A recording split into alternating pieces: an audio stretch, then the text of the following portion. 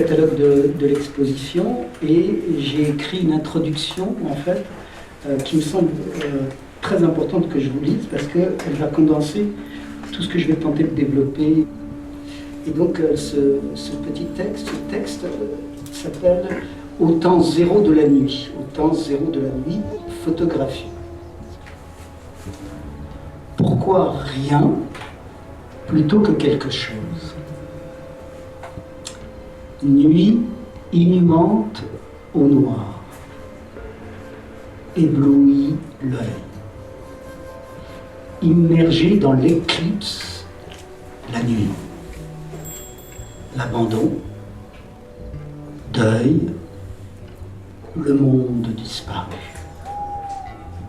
Deuil, noir. C'est noir, noir tel que la nuit noire. Les portes des perceptions inopérantes s'ouvrent l'œil. Oh, rien. Rien de rien des choses disparues. Le monde évanoui.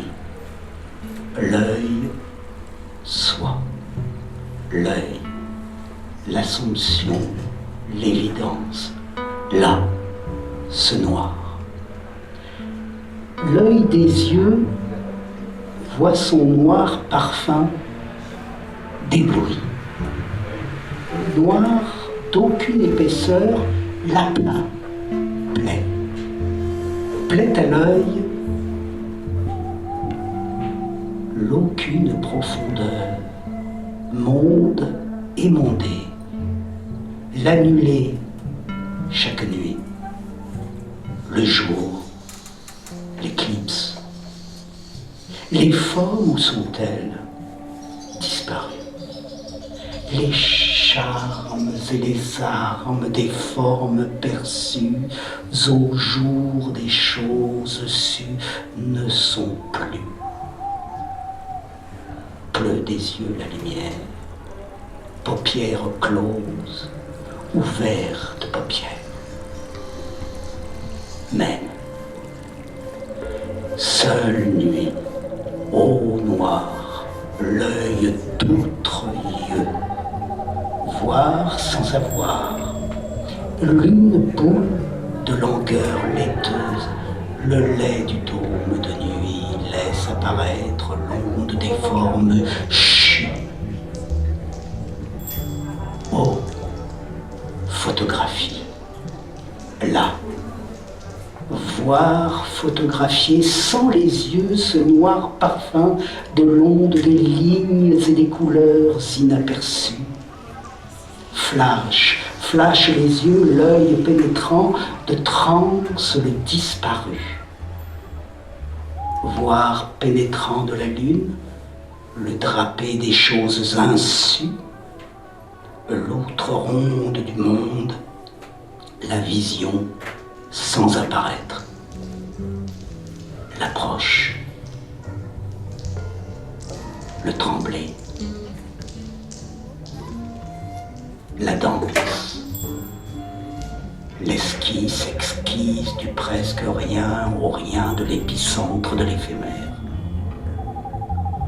Ô couleur, l'autre ligne du plan, cadre vacillant, l'œil, boule des boules, l'astre, l'éboulis, boule, boule, boule, l'ébloui.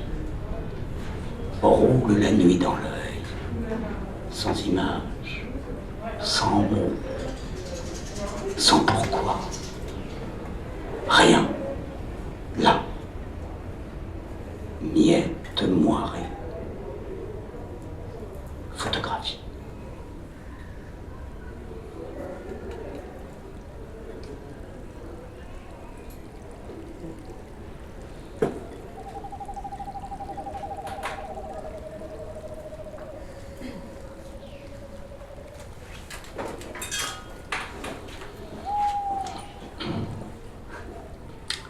Alors, à partir de cette cette suspension, cette disparition de ce que il est communément appelé le monde, et donc qui requiert chez nous tous la perception, cette perception est suspendue très naturellement la nuit. Dès que la nuit advient, depuis que nous sommes sortis de la nuit du ventre de la matrice de nos mères, eh bien, si le jour est arrivé, et il est arrivé, il se ponctue tous les jours, si je puis dire, par la nuit, et toutes les nuits, le jour ponctue cette nuit en bascule. Pourquoi là, je dirais, cette itinérance obstinée dans la nuit? Parce que déjà, ça vient d'une invitation que nos existences, à nous tous, je l'ai pris comme tel. C'est-à-dire, ce qui m'arrive, c'est que tous les jours, la nuit advient. Et depuis l'enfance, la plus grande expérience qui m'a été offerte très jeune, c'est de découvrir la nuit. C'est-à-dire, il n'y a pas. Il n'y a pas, et je suis seul dans la nuit, seul. Et c'est parti de là. C'est parti de là, très naturellement, qui vient convoquer et révoquer l'absolue certitude, et je dis bien l'absolu, ce qui n'est pas absolu en vérité, l'absolue certitude que le monde existe. Mais ça, c'est le jour, le monde existe, la pensée le pense, les hommes, comme vous et moi, le jour nous existons avec la perception, c'est entendu. Mais je vous rappelle que nous sommes en Occident, et que l'Occident, en philosophie, en théologie, est basé, en science, est basé sur une philosophie, une théologie, une science et un art du jour. C'est-à-dire de la perception. C'est-à-dire ce que l'on convient que ce soit, que le mot perception nous renvoie à l'outrecuidante évidence que la réalité est percevable. Et qu'à partir du moment où les sens, dits sens, donnent sens à la perception et valident la perception en nous disant que le monde existe. Moi je dis que chacun d'entre nous, depuis notre enfance, depuis que nous sommes nés, les nuits nous ont prouvé que le monde pouvait ne pas exister. Et c'est phénoménologique, c'est-à-dire c'est un phénomène. La nuit, c'est la disparition. Il n'y a pas. En philosophie, le « il y a » est déterminant. C'est pas « il y est ». Très important. En Occident, le verbe « être » est un avoir. Le verbe « être » est un avoir. C'est-à-dire qu'il y a le monde. Il y a l'homme qui perçoit le monde. Bon, très bien. Mais quand un enfant, vous et moi, dès le départ, nous nous étonnons qu'il fasse nuit. Pas uniquement le jour, parce que le jour c'est merveilleux. Vous découvrez ce que vous découvrez. Très bien. Et qui a découvert et que pouvons-nous découvrir de si émouvant que soudain il n'y a pas? Et c'est la nuit qui nous y convoque. Ce n'est pas une expérience religieuse, ce n'est pas une expérience métaphysique, ce n'est pas une expérience artistique à proprement parler, ce n'est pas de la spéculation philosophique. Rien de tout ça. La nuit arrive. Il n'y a plus rien. Et j'aimerais arriver à cette naïve simplicité d'abord. Parce que ces photographies sont nées de cette naïve avenance de la nuit naturelle. La nuit naturelle, déjà telle qu'elle arrive et qu'elle nous soustrait à l'évidence du jour et à la pensée du jour. Et disons à la pensée des phénomènes. Et donc, disons à la certitude de la pensée de la perception. il revient à ce moment-là à ressentir que soudain la nuit est une convocation naturelle. Elle ne requiert rien, aucun savoir, voire même quand la nuit advient, naturellement, elle vous soustrait à tout savoir du jour. C'est naturel. C'est naturel. Il n'y a pas besoin de faire de philosophie, il n'y a pas besoin d'être poète, il n'y a besoin de rien. Littéralement, la nuit est offrande immédiate pour tout le monde et nous convoque immédiatement, sans spéculation, sans rien. Donc là, c'est la base pour nous tous. Eh bien, je suis parti de cette naïveté-là.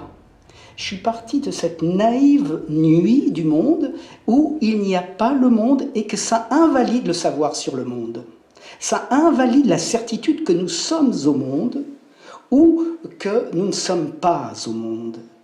Et à un moment donné, dans la nuit, il y a cette suspension.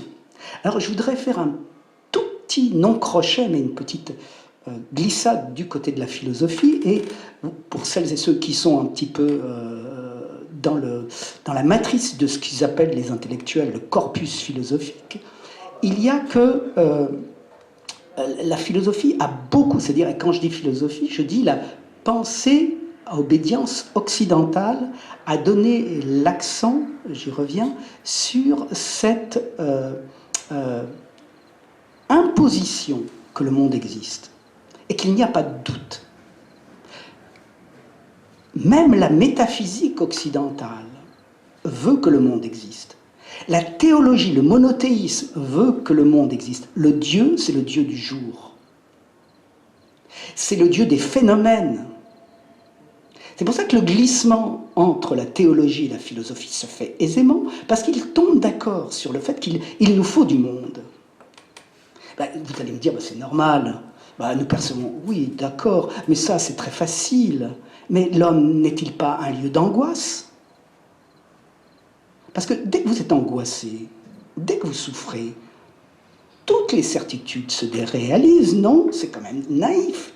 C'est la psychologie de base. Donc, la nuit nous arrive à ce tremblement, à cette incertitude-là. Et fort de cela, eh bien, j'ai pris sur moi le fait que le monde... non, cette nuit-là, tiens, allez, une bonne fois pour toutes, cette nuit-là, et je vais m'y installer pour, entre guillemets, je ne sais pas ce que ça veut dire exactement, mais je vais m'y installer pour l'éternité. Imaginairement, imaginalement, il y a plus de monde. Parce que la nuit va être totale tout le temps. Mais je suis là. Parce que la chose qui nous ramène là, qui nous retire, c'est que le fait de cette nuit, c'est que nous sommes toujours là. Malgré que le monde soit absent. Et que les phénomènes ne soient plus perçus. Et je suis toujours là. Et je suis toujours là à voir quoi? Le noir. Le dit noir, c'est-à-dire effectivement un jugement, c'est-à-dire un mot, c'est-à-dire à partir du moment où vous ne voyez plus rien, il y a une découverte, c'est qu'il y a une pensée qui va juger l'absence de phénomène. La nuit, le noir. Bon, eh bien alors la première couleur, la première photographie, c'est le noir.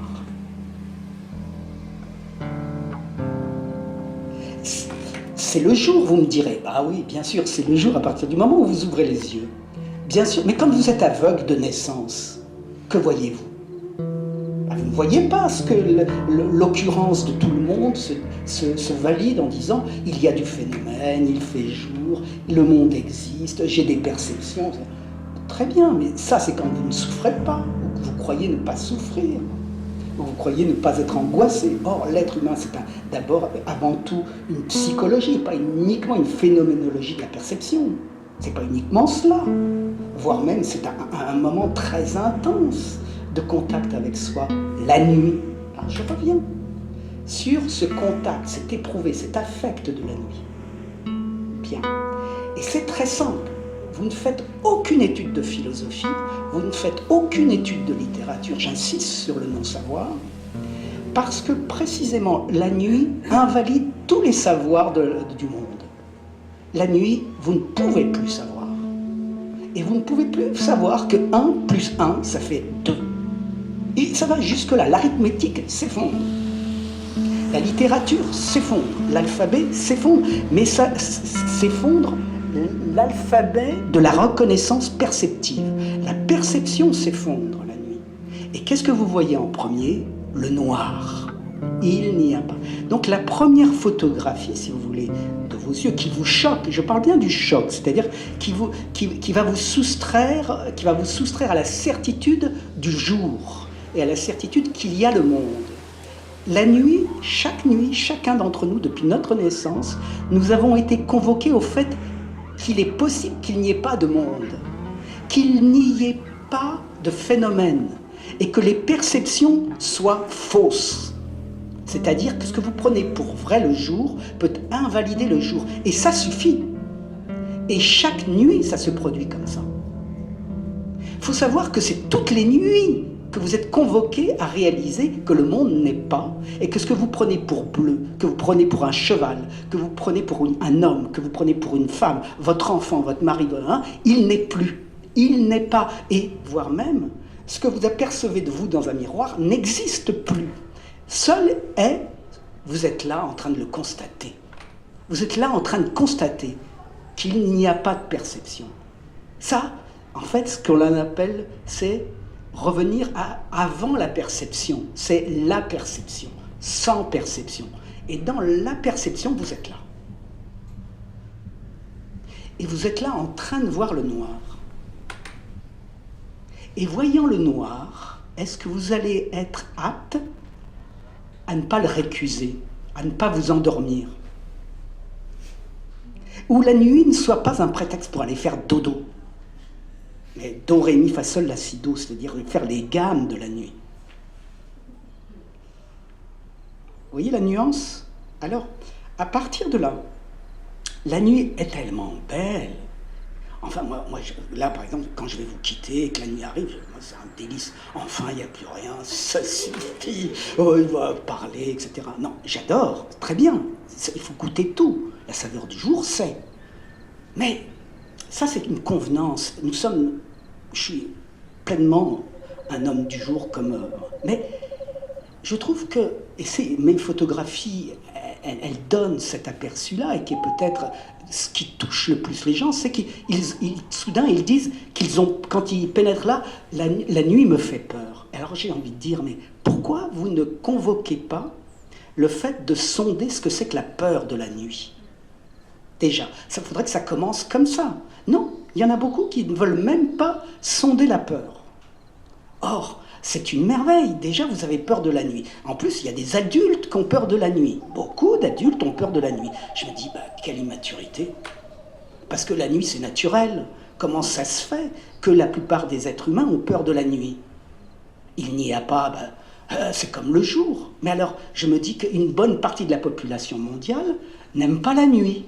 Ah bon? Donc ça fait beaucoup de moments dans une existence où on n'aime pas son existence.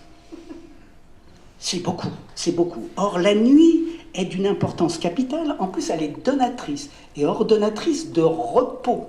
C'est une mise en ordre, la nuit. Donc, c'est une bénédiction. Comment se fait-il que la nuit fasse peur? D'où cela vient-il? Donc, je me suis reçu dans cette perplexité. Je me suis reçu sans le savoir philosophique, au panier. Pas de poésie, au panier, pas de rien, pas de théologie, rien. Strictement rien. La nuit seule ordonne. La nuit seule n'est pas désordre. Ah, tiens, c'est intéressant. Pourquoi je dis ça?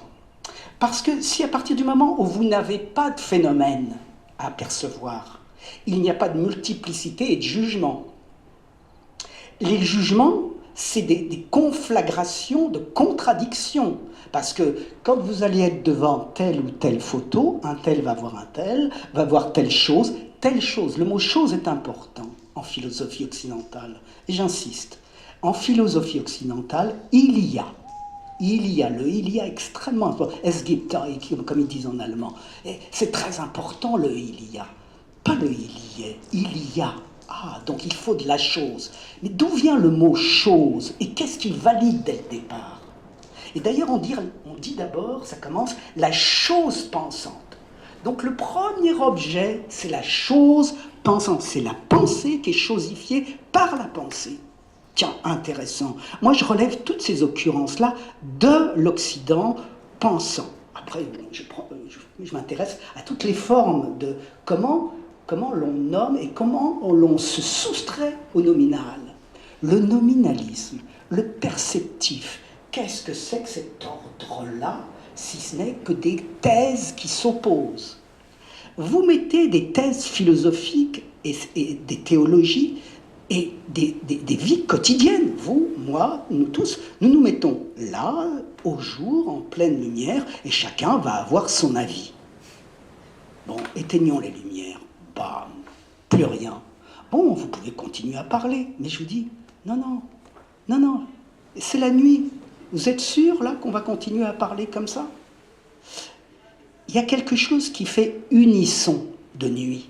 Unisson de nuit. Ce n'est pas une punition. Tout d'un coup, c'est un unisson de « il n'y a pas ».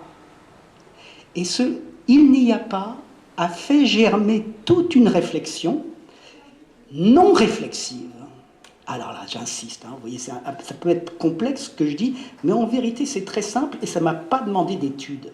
C'est juste d'être alerte avec soi et d'être de premier regard sans qu'il y ait aucun conditionnement qui vienne constamment vous rappeler « mais les études m'ont dit ça ». Non, vous êtes littéral. La nuit vous dit « jetez tout votre savoir ». Vous êtes dans la nuit. Et vous sortez dehors. D'abord, vous restez dans votre lit. Et il n'y a rien. Et vous êtes là. Et puis, au mieux, vous sortez. Vous sortez, et puis vous ne prenez pas de lampe torche. Vous prenez rien, et il fait nuit, et vous marchez là-dedans. Et puis, en marchant là-dedans, c'est-à-dire dans le dedans que vous ne connaissez pas, vous découvrez que vous marchez en vous-même dans de l'inconnu. Vous n'y êtes que pour cela.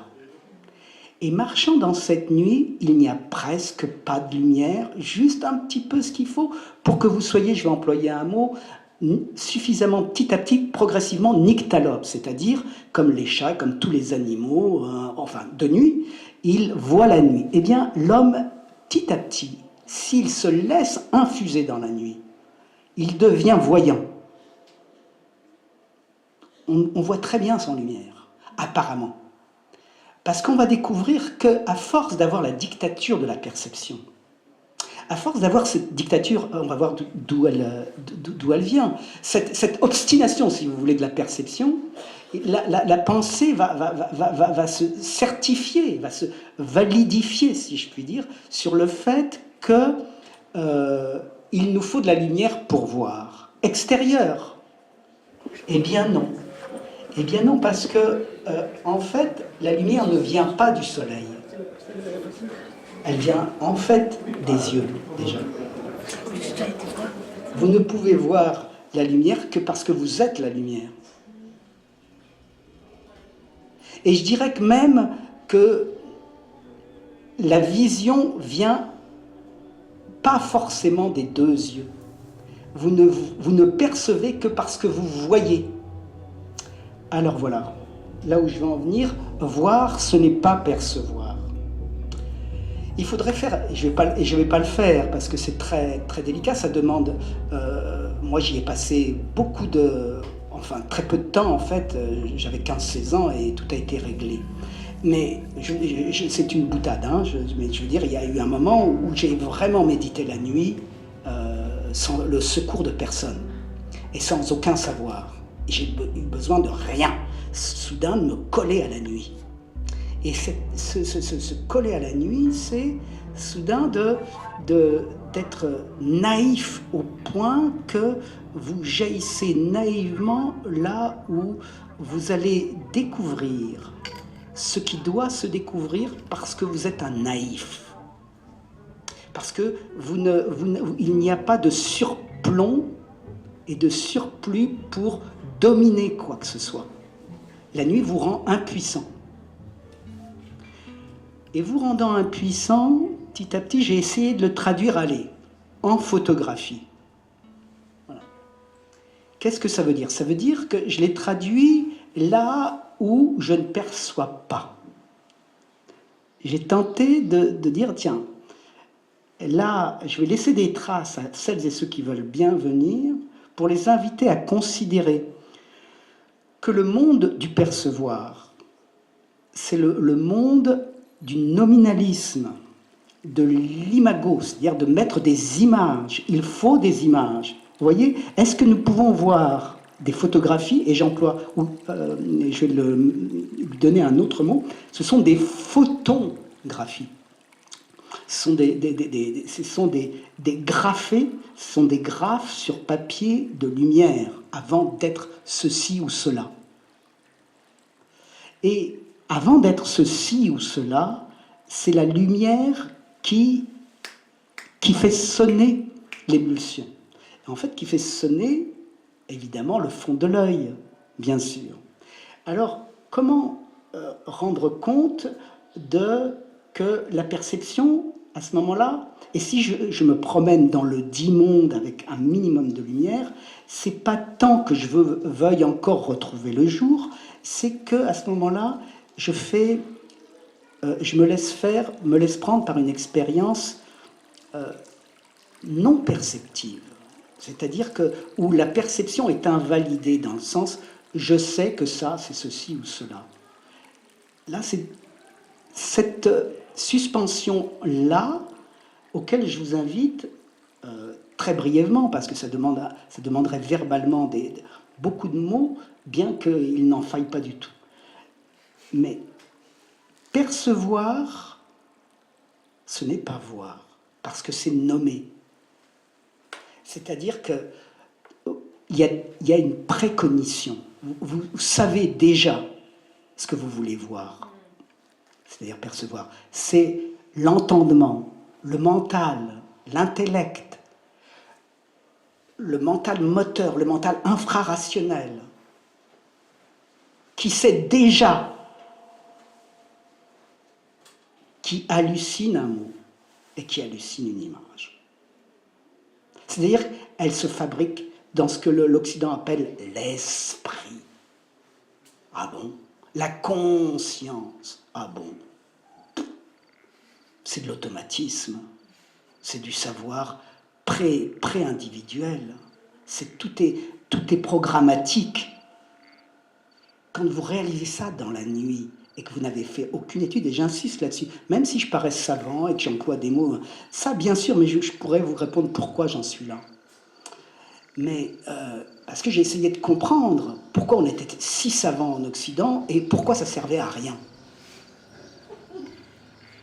Et pourquoi, en philosophie, la certitude reprend... Et quand je dis philosophie, je dis la science. Je dis que la science est la plus grande des ignorances, que la théologie est la plus grande des ignorances, que la philosophie est la plus grande des ignorances, que la poésie est une des plus grandes des ignorances, que l'art est le plus grand des ignorants. Je dis ça par provocation. Je dis ça par vocation pour aller à quelque chose de plus essentiel et de beaucoup plus simple et qui demande une grande naïveté de soi. C'est quoi?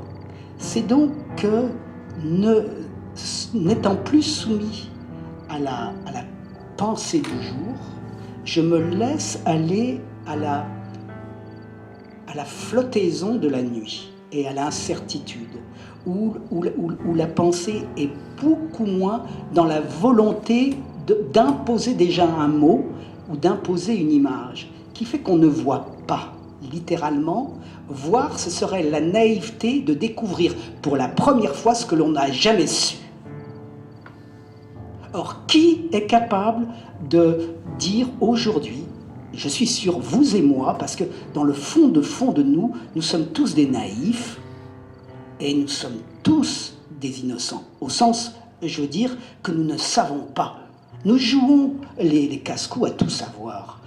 La science, et on voit maintenant au XXIe siècle, agonisant déjà, que tout de même, nous ne savons que trop bien que nous ne savons rien. Et que quelque chose n'est pas assuré, mais que rien est certain.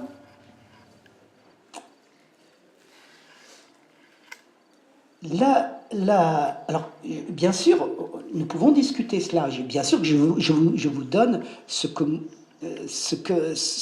que j'ai envie de vous dire. Bien sûr, c'est comme un élan poétique de parler comme je fais. On peut être d'accord, pas d'accord. On pourra en discuter, bien sûr, si vous le souhaitez. Mais ça me semble tellement important que cette exposition de photographie, c'est une invitation à contredire déjà cette assurance de vouloir, de façon impérative et catégorique, de vouloir qu'une chose ressemble à une chose. Que nous soyons certains que ça, c'est un tracteur. Alors, pendant cette exposition, tout le monde s'est retrouvé dans le tracteur. Parce qu'il est net. Et beaucoup d'ont dit, mais c'est une des rares photographies qui est nette. C'est faux. Déjà, c'est faux. Il y a un équilibre dans cette photographie entre l'abstrait et le figuratif. Et j'ai baptisé ma pratique de l'abstraction figurative, pour dire il y en a assez d'être soit d'un côté, soit de l'autre. Il y a des siècles en Occident d'art qui sont passés, et nous en sommes encore, et ça je le comprends très bien, à vouloir qu'une chose ressemble à une chose, c'est-à-dire qu'une chose ressemble à ce que la pensée veut impérativement que ce soit. Donc la pensée est figurative, elle n'est pas abstraite, à la base. Même quand vous cherchez Dieu en métaphysique, vous voulez qu'il soit concret et qu'il serve à quelque chose. Moi je dis non. Non, il y a une inconnue et je la garde tout le temps. Dans le phénomène comme dans le noumen, dans le non-phénomène, il y a un X, il y a le X. Je ne sais pas. Vous pouvez faire de la science, vous pouvez faire de la philosophie, vous pouvez faire tout ce que vous voulez. Le X résiste. Résiste la nuit. Tous les jours viendra la nuit. Au niveau phénoménal, la nuit va toujours arriver. Et tu vas dire, oui, mais le jour va revenir. Je te dis oui. Mais quel choc t'auras reçu de cette dualité jour-nuit? Ah, ça y est, nous y venons. Est-ce que nous épousons la contradiction? La philosophie occidentale, la pensée occidentale, la science occidentale. Et je dis occidentale sciemment, parce que vous allez en Orient, vous allez en Asie, vous allez en Afrique, dans tous ces continents-là, c'est beaucoup plus relativisé, ces données factuelles d'opposition. Mais comment s'est arrangé Aristote et comment s'arrangent les scientifiques et tout le monde, et la théologie, tout le monde, pour aller bien avec la contradiction? D'où vient-elle d'ailleurs la contradiction? Elle vient de l'extérieur, comme ça, un univers abstrait qui nous offre des contradictions? Elle vient de la pensée, évidemment. La pensée est contradictoire, la pensée est dualiste, elle s'oppose, elle ne s'arrange pas avec elle-même, et il n'y a pas d'unité dans la pensée. Par contre, elle veut l'unité. Ça donne des systèmes absolutistes d'unification de la dualité qui est une prothèse de neutralisation de la souffrance, de l'affect, de l'angoisse, de la nuit. Cette nuit-là, qui nous convoque naturellement et qui vous met à demeure, de sentir que cette opposition qui veut le jour et la nuit, naturellement, repose aussi sur une dualité de la pensée de jour et la pensée de nuit. Il y a vraiment une transposition à faire. Tout ce qui est dedans, est-ce qu'il est à l'extérieur? Et y a-t-il un extérieur? Y a-t-il un intérieur? Eh bien, ces photographies disent, bon, tu perçois, mais tu n'es pas certain. Et si tu perçois, tu goûtes la perception, très bien. Mais est-ce que tu vois? Et qu'est-ce que tu vois? Je vois une femme qui est comme ceci, je vois, là je sais pas, ce sont des dragons.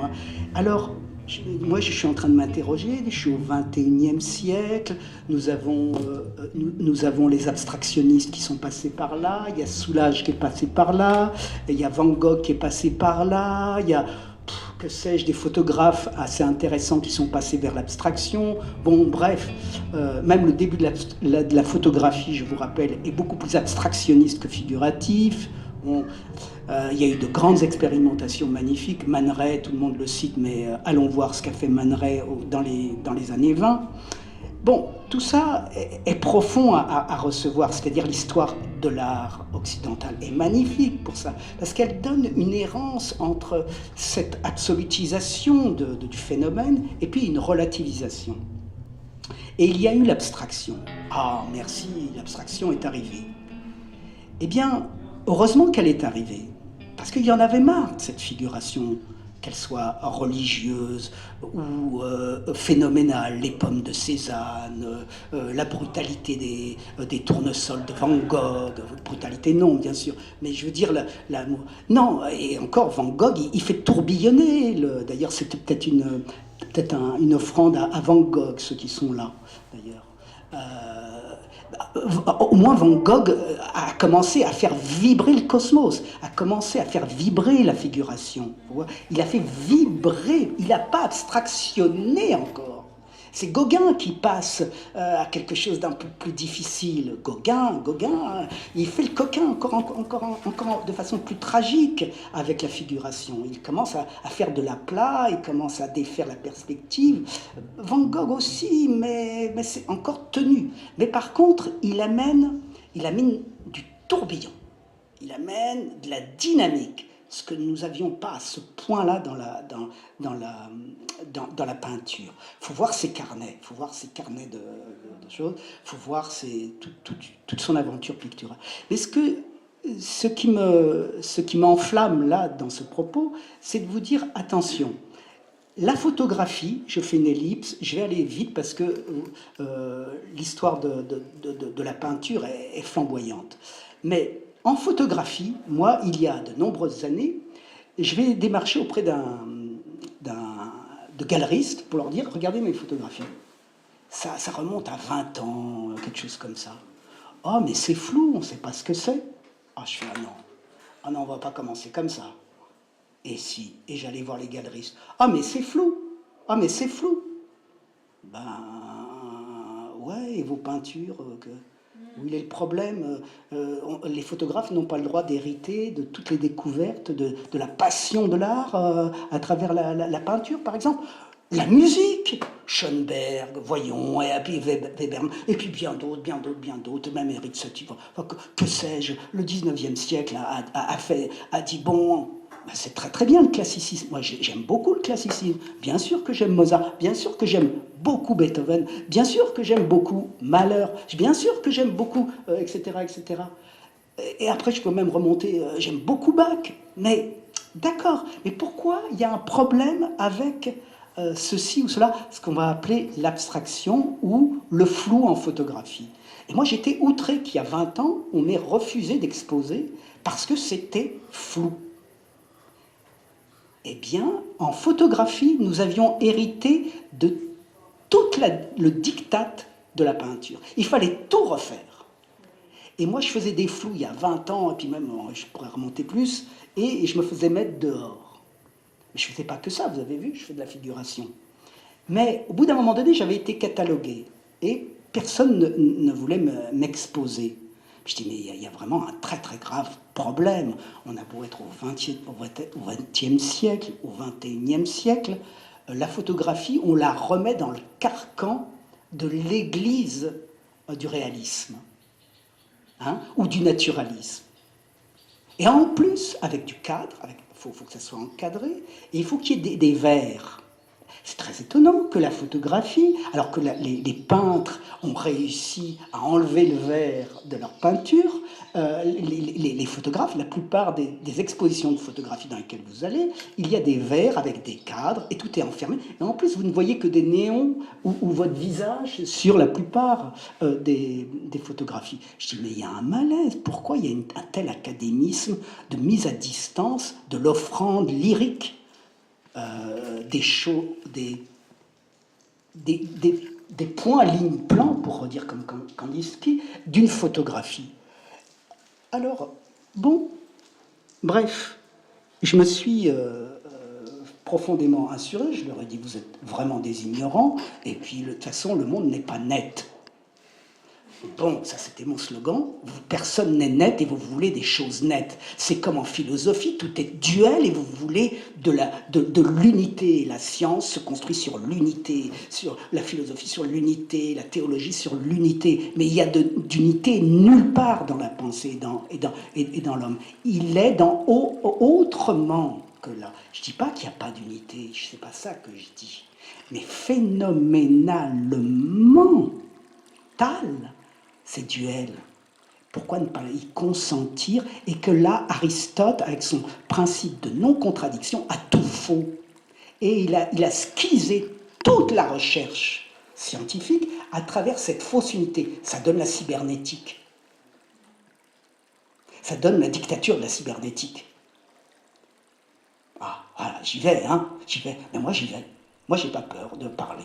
Donc, si la science avec l'aristotélisme. Par exemple, toute l'Église catholique repose sur Aristote.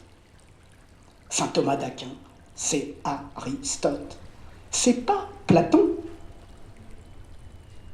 C'est pas Saint Augustin qui domine. C'est Aristote. Et Aristote, c'est le discernement des choses, ce qui est clair, ce qui n'est pas clair, ceci, ce qui est...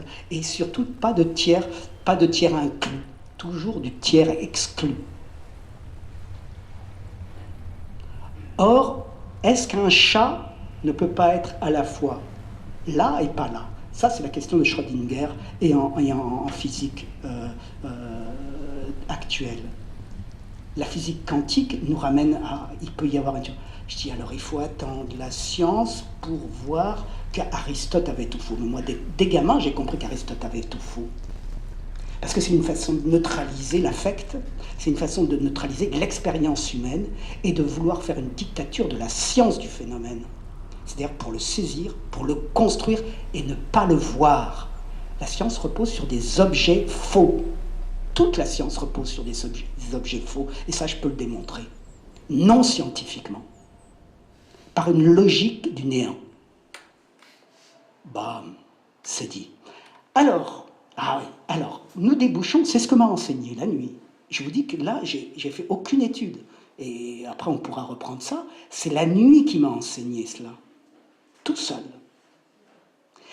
Et ces photographies, voilà, maintenant, ça y est, j'ai fait tout un développement qui est à la fois éloquent et provoquant, sciemment, mais qui n'est pas provoquant parce que c'est ce que j'éprouve. Et qu'après, ça peut être débattu, évidemment. Mais ça a le mérite de provoquer tout le savoir occidental que je ne supporte pas. Parce qu'il est tout faux. Écoute, tout ça, et l'Orient aussi, hein, je ne supporte pas la pensée orientale, ni asiatique, ni aucune dogmatique. La nuit seule ordonne. C'est provoquant, hein, bien sûr, on pourra en débattre si vous voulez. Mais tout ça pour dire que maintenant, après, ce qui m'a étonné dans cette exposition, c'est cette volonté, parce que j'ai écouté profondément, en tout cas ce qu'on m'en a rapporté, c'est que beaucoup de visiteuses et de visiteurs veulent savoir ce que c'est. En grande partie, c'est ça qui domine la visitation. Et je dis, alors je suis très gentil, je suis très poli, je suis très fair-play, je dis, mais pourquoi vous voulez savoir? Pourquoi vous ne voulez pas voir? Parce que voir, ça va vous demander de vous affranchir de ce nominalisme qui vous prend la tête. Pourquoi ne recevez-vous pas l'offrande? En fait, alors maintenant c'est des photographies, mais je dirais le visage. Moi quand je regarde quelqu'un, je ne sais pas ce que je regarde. Je le découvre. Est-ce que nous pouvons voir pour la première fois sans savoir? Ça c'est voir. C'est-à-dire où vous ne percevez pas. Vous contemplez. C'est difficile de regarder quelqu'un, monsieur, je vais vous regarder comme ça, et vraiment je vais vous faire sentir ce que c'est que de voir et de ne pas percevoir. Mais c'est indécent, vous n'avez pas, parce que ça demande de l'attention. Ah, vous voyez, l'attention avant la perception, avant l'intentionnalité. Attentif, soyons attentifs. Quelle grâce, quelle offrande, le visage d'autrui. Ben, le visage d'autrui, je ne sais pas que c'est un visage. Je ne sais pas qui c'est. Je ne cherche pas à savoir qui c'est. Parce que je ne cherche pas à savoir qui je suis dans la nuit. Je ne me découvre pas. Je m'abîme dans je ne sais pas. Eh bien, ces photographies, comme dans ma vie quotidienne, c'est sous le sceau de cette nuit naïve qui ne sait pas et qui laisse place à la voyance. Il n'y a pas que la lettre de Rimbaud qui a dit quelque chose sur la voyance, et la lettre de Rimbaud sur la voyance n'est pas lue et n'est pas entendue parce qu'il ne faut pas faire d'études littéraires, poétiques, tout ça, ce sont des conneries, parce que c'est du savoir. La lettre de Rimbaud, c'est du savoir. Or, la lettre de Rimbaud, c'est une picouse qui a fait beaucoup mal, et qui vous a explosé les bêtises de la croyance que tout se passe dans les synapses. C'est faux, la science du cerveau. Je vous dis que la science du cerveau est une des plus grandes idéologies, les plus meurtrissantes. Après la théologie, après la philosophie, après la littérature, après tout ça, après toute cette dictature, non, nous ne sommes pas des cerveaux. Nous sommes des innocents qui voyons pour la première fois. Voilà.